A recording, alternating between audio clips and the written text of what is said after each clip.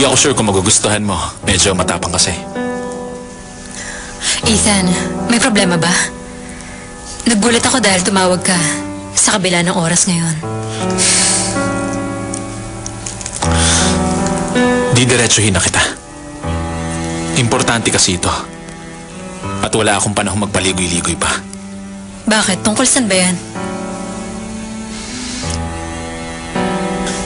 Sa tingin ko, alam mo. Alam mo kung nasan ngayon si Lizelle. Nasaan na ba siya ngayon? Alam mo kung nasan siya, hindi ba? Ha?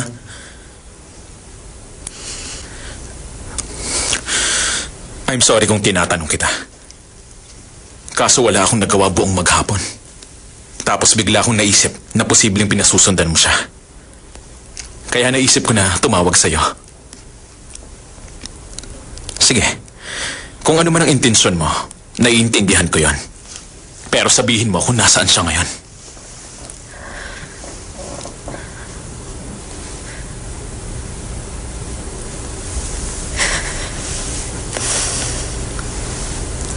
Sige, sasabihin ko na. Pero kailanman, hindi na siya muling makakabalik sa palasyo. Wala akong narinig sa mga sinabi mo. Please, sabihin mo na. Nasaan si Lizelle?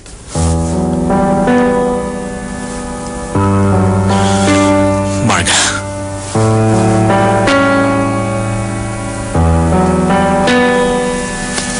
Excuse me.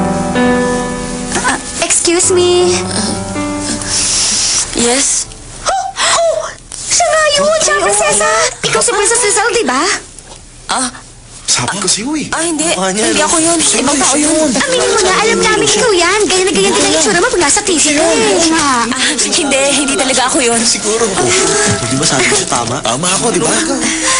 Sige na. Sige.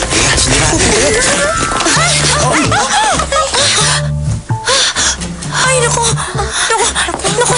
sorry. Pasensya na. Ano po magagawa ng sorry mo? Paano na yan? Pasensya na. Tissue. Oh, sorry talaga, ha? Paano na yun yan? Hindi ko napansin. Tama na! Hindi ko kailangan ng sorry mo. Ano gagawin ko rito ngayon?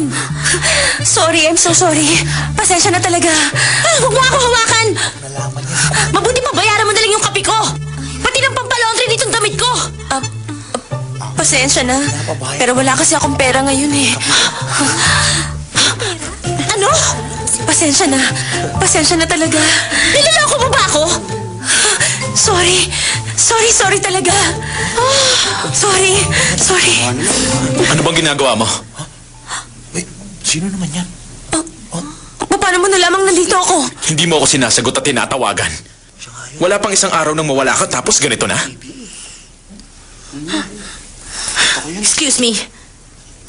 Pwedeng bayaran mo yung kape ko at pampalaundry ng damit ko? Wala raw siyang pera eh. Ano bang klaseng prinsesang walang kapera-pera? Eto na.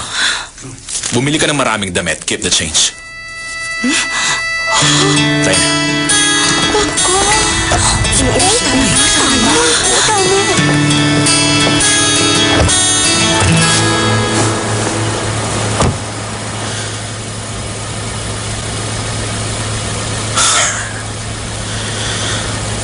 Okay ka lang?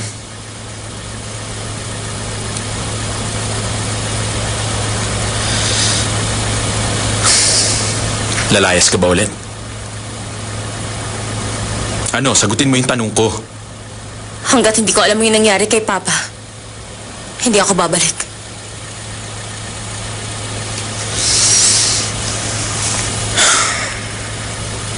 Bakit ba gusto mong malaman? Iniisip mo ba na pinatay ni Papa ang...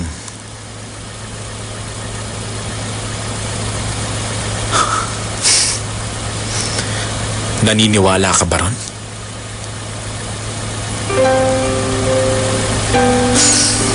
Sige. Paniwalaan mo lang kung ano ang gusto mong paniwalaan. Okay lang. Pero gusto ko sana sabay natin yung alamin. Magkasama nating hahanapin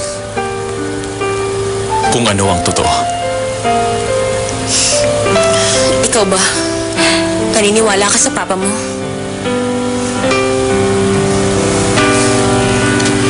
Wala naman akong choice kundi paniwalaan siya.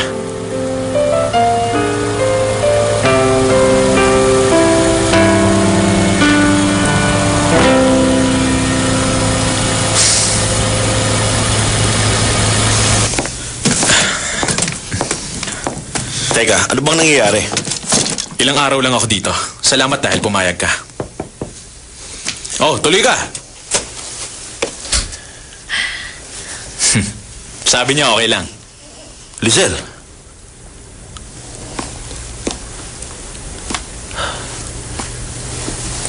Kasama ka ni Ethan? Oo. Ay, nagugutom na ako. Ano kayo makakain dito? Tingnan nga natin. Ay, Ano bang nangyayari? Balita ko, umalis ka kaya nagkakagulo sa palasyo. Ang totoo niya, sus, tinatanong pa ba yan? Ganyan talaga yung estudyante mo, medyo mahina. Kung sino mang nagturo sa kanya, palpak ang professor na yon. Hoy, Ethan, sobra ka na. Pwede ba isara mo nga yung ref? Hindi yan sa'yo, ha? Wala naman makain dito. Ay, mabuti pa mag-grocery muna ako. Asan ang supermarket? Pagpa-deliver na lang tayo. Talaga? Kung ganon, yung hindi madi-deliver ang kainin natin. Let's go. Babalik kami agad.